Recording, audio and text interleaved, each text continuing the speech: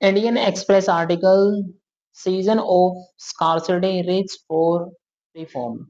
Your dictation will be started within 5 seconds. 4, 3, 2, 1, start.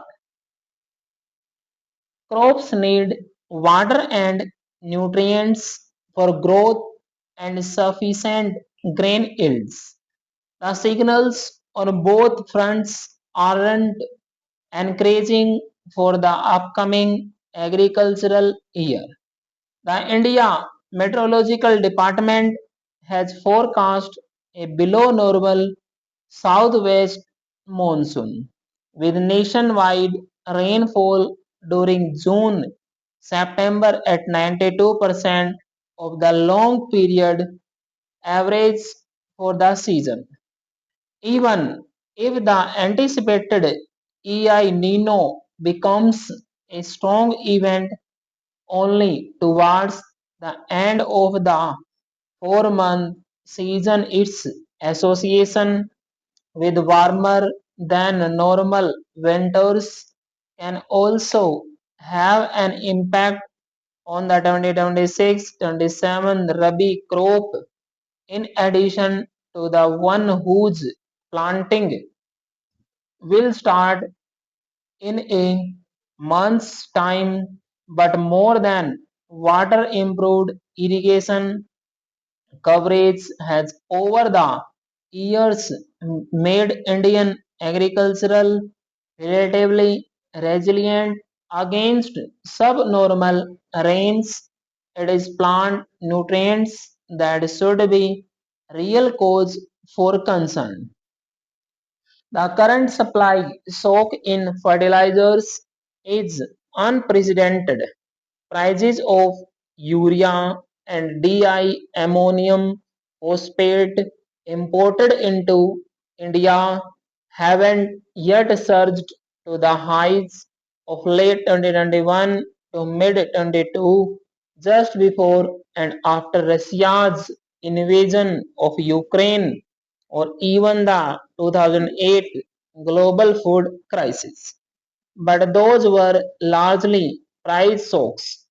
The ongoing one from the conflict in West Asia is a supply shock that extends beyond finished fertilizers to key raw materials, intermediates such as natural gas, ammonia, and sulfur too.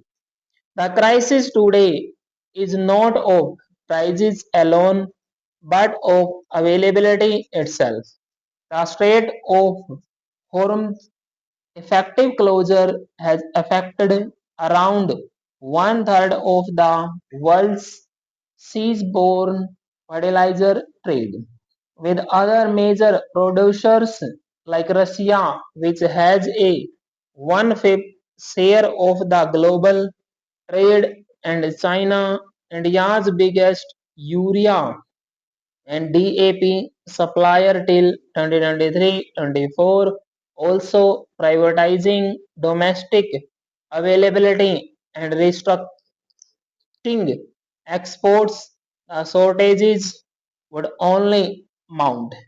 India will feel the pressure, especially as it has hardly any gas, rock, phosphate, potash, or mineable sulfur reserves and is predominantly import dependent in plant nutrients. 2026-27 could well be a perfect storm for Indian agriculture, but also an opportunity for reforms where kicking the can down the road is not an option any longer. There are limits to subsidizing products whose supply is itself in question. In the case of fertilizers, the focus must be on augmenting availability, including of alternative nutrients sources rather than artificial underpricing that would only aggravate shortages. The government should muster the courage to deregulate retail prices of urea, DAP, and all other fertilizers. Replace the existing product-wise subsidy regime with a flat per acre payment of say rupees 5,000 for all cultivating farmers.